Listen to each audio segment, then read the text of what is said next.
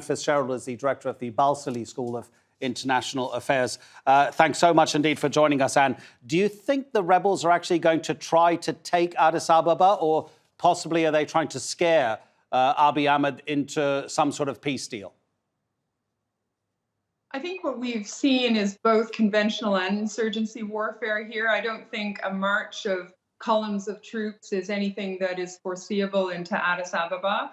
I think that sort of warfare was playing out in the North Wollo area and just north of Mile.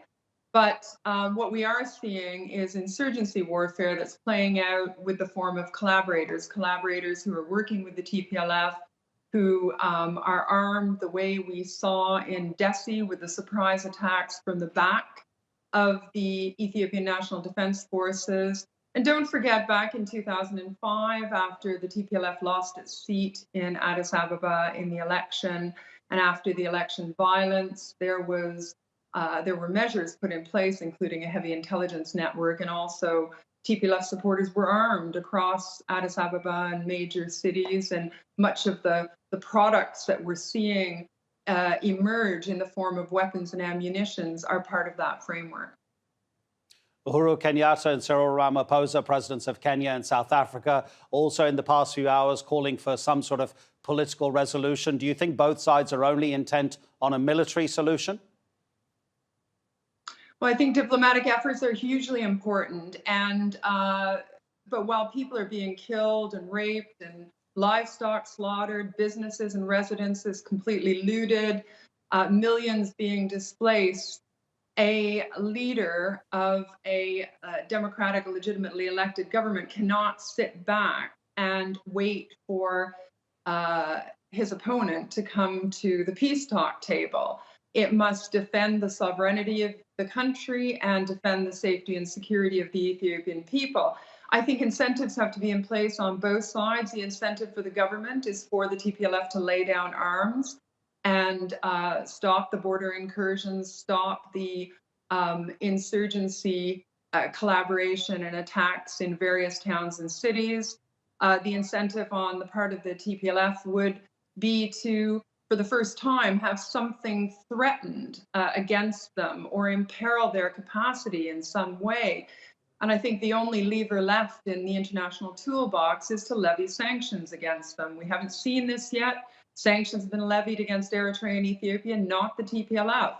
So imperiling foreign assets, bank accounts, would hit at the heart of the TPLF and perhaps incentivize them to lay down arms and call for peace and to operationalize peace instead of war.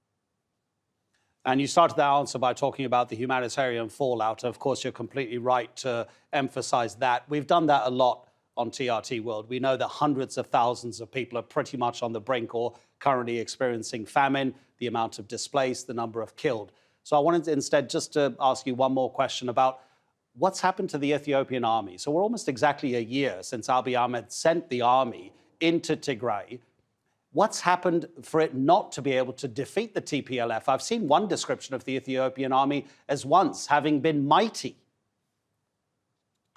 Yeah, we're seeing lots of different descriptions, as we have seen different descriptions of this whole narrative writ large. So the army is trying to defend against the incursions across into Amhara and Afar, remembering that the army withdrew from the region of Tigray under the auspices of unilateral ceasefire back in June.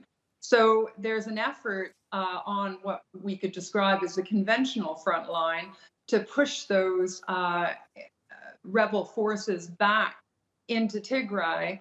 But the other thing the army is trying to do is to anticipate insurgency-style tactics that will play out across many different fronts. Insurgency warfare plays out in many different fronts. But in terms of the humanitarian effort, yes, it's a deeply problematic and unworkable, I would say, situation in Tigray because humanitarian goals are incompatible with insurgency goals. And the governance framework and the leadership framework that the humanitarian community have to work with in Tigray is an insurgency leadership.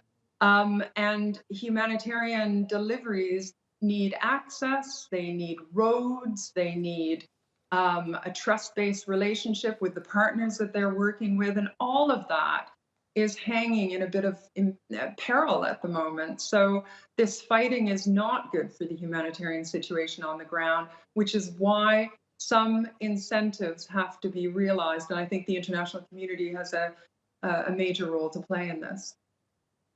And Fitz-Gerald, really appreciate you spending time with us on the News Hour. Thank you so much indeed.